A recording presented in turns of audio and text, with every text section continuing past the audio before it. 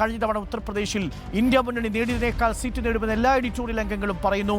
അതിൽ 6 പേരുടെയും സീറ്റുകളുടെ 25, 30, 30, 18, 11, 26 എന്നിങ്ങനെ കണക്കുകൾ പറയുമ്പോൾ അത് കൂട്ടിയെടുത്താൽ വരുന്ന ആവറേജ് 22 സീറ്റുകൾ എന്നുള്ളതാണ്. എഡിറ്റോറിയൽ അംഗങ്ങളോട് എൻ്റെ ചോദ്യം, ഈ 22 സീറ്റുകൾ ഇന്ത്യ മുന്നണിക്ക് ലഭിക്കും എന്ന ആവറേജ് കണക്കിൽ നിങ്ങൾ ഉറച്ചു നിൽക്കുന്നുണ്ടോ? ഇല്ല, ഞാൻ ഉറച്ചിരിക്കുന്നില്ല. അതിൽ കൂടും. പിന്നെ അത്ര എത്തില്ല.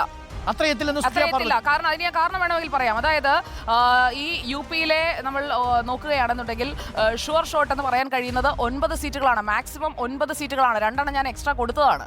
11 പരമാവധി. ഈ ഷുവർ സീറ്റ് നിങ്ങൾ പറയുന്നത് എങ്ങനെയാണ്? ഷുവർ സീറ്റ് അത്രേ ഉള്ളൂ.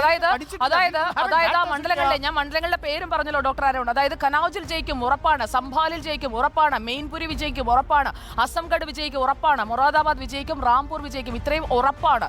ഈ 6 സീറ്റുകൾ ഉറപ്പാണ്. ഒപ്പം റായ്ബറേലി ഓഫ് കോഴ്സ് രാഹുൽ ഗാന്ധി വിജയിക്കും, അതും ഉറപ്പാണ്. പക്ഷേ മറ്റിടങ്ങളിലൊക്കെ ഉള്ള സാധ്യത അത് നമ്മൾ കൃത്യമായിട്ട് അത് നിരീക്ഷിക്കണം. അവിടുത്തെ രാഷ്ട്രീയ സാഹചര്യം മാറിയിട്ടുണ്ട്. നരേന്ദ്രമോദിയാണ് അവിടെ സ്ഥാനാർത്ഥി. അവിടുത്തെ ലോക്കൽ MP ആന്റി ഇൻകംബൻസി ഒന്നും UP വർക്കൗട്ട് ആയിട്ടില്ല. അത് റിയാലിറ്റിയാണ്. കഴിഞ്ഞ പ്രാവശ്യം ഉണ്ടായിരുന്നില്ല സുജയ, ഡിംപിൾ യാദവ് തോറ്റുപോയത് ആ മണ്ഡലത്തിൽ.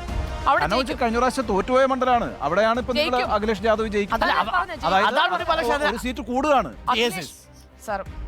അല്ലേ സാർ? യെസ്, അതെ, അങ്ങനെ തന്നെയാണ്. കനൌജിൽ ഡിംപിൾ യാദവ് തോൽക്കുകയും ഇത്തവണ അഖിലേഷ് യാദവ് വിജയിക്കാൻ സാധ്യതയുള്ളതാണ്. എത്ര സീറ്റ് ആയിരുന്നു സാർ? 5 സീറ്റ്. ഞാൻ 6 ഇട്ടിരിക്കുന്നത് സാർ. അത് കനൌജ് കൂട്ടിയിട്ടാണ് സാർ. ആയിക്കോട്ടെ, ഞാൻ പറയുന്നത് SP കഴിഞ്ഞ പ്രാവശ്യം 5 സീറ്റ് കിട്ടിയത് പ്രതീക്ഷിക്കുന്നില്ല കേട്ടോ. ആ സീറ്റ് തന്നെ കിട്ടിക്കോണമെന്നില്ല.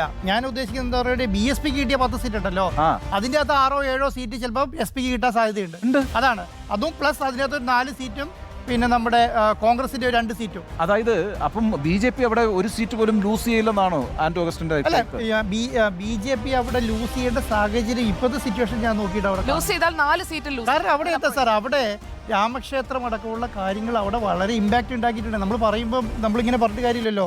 കാരണം അവിടെ ഉണ്ടാക്കേണ്ട സംവിധാനം, ഞാൻ ഈ BSPയുടെ കാര്യത്തിൽ പറയുന്നത്, BSP അവിടെ സെപ്പറേറ്റ് ആയിട്ട് എൻബ്ലോക്കായിട്ട് മത്സരിക്കുന്നുണ്ട് 79 മണ്ഡലത്തിലും.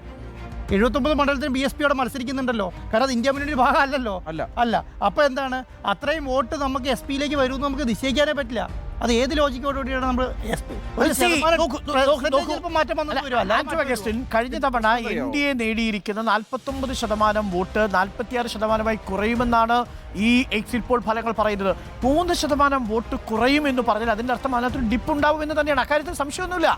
അങ്ങനെ 3% വോട്ട് കുറയുകയും പിന്നീട് NDAയുടെ സീറ്റ് വർദ്ധിക്കുകയും ചെയ്യുന്നു എന്നുള്ളത് എനിക്ക് മനസ്സിലാക്കാൻ കഴിയുന്നത്. അത് എങ്ങനെയാണ് ലോജിക്കലി നമുക്ക് എക്സ്പ്ലെയിൻ ചെയ്യാൻ കഴിയുക? 3% വോട്ട് കുറയുമെന്ന് എക്സിറ്റ് പോൾ പറയുന്നു, അതേസമയം സീറ്റ് വർദ്ധിക്കുമെന്നും പറയുന്നു. How is it possible sir? അതല്ല, 3% വോട്ട് കുറഞ്ഞാൽ സ്വാഭാവികമായും അതിനാനുപാതികമായ സീറ്റിലുള്ള കുറവും രേഖപ്പെടുത്തണം. അവിടെയാണ് എൻ്റെ സംശയം. നമ്മൾ 22 കഴിഞ്ഞ തവണ നേടിയ 6-നേക്കാൾ 16 സീറ്റുകൾ മാത്രമേ നേടുകയുള്ളൂ എന്ന് പറയുമ്പോൾ still it's A good margin. എങ്കിൽ പോലും ആ 16 സീറ്റുകൾക്കും അപ്പുറത്തേക്ക് നേടുമോ എന്നതാണ് എൻ്റെ ചോദ്യം. Can be extend to 25 sir? 25-ലേക്ക് നമുക്ക് എക്സ്റ്റെൻഡ് ചെയ്യാൻ പറ്റുമോ എന്നതാണ് എൻ്റെ ചോദ്യം. MP നികേഷ് കുമാർ, ഞാൻ ടോട്ടൽ ആവറേജ് എടുക്കുന്നതിന് ഞാൻ എതിരാണ്. എൻ്റെ സീറ്റ് എൻ്റെ ടാലിയിലേക്ക് മാത്രമാണ്. അല്ല, എന്റെ കാര്യത്തിൽ അത് തന്നെയാണ്. നമ്മൾ ആവറേജ് എടുക്കുന്നതിൽ അർത്ഥമുണ്ടെന്ന് എനിക്ക് തോന്നുന്നില്ല. അങ്ങനെ എടുക്കണോ? അല്ല, we have to suggest a number. ഇപ്പോൾ 30 ഉണ്ട്. അപ്പോൾ we will have a range.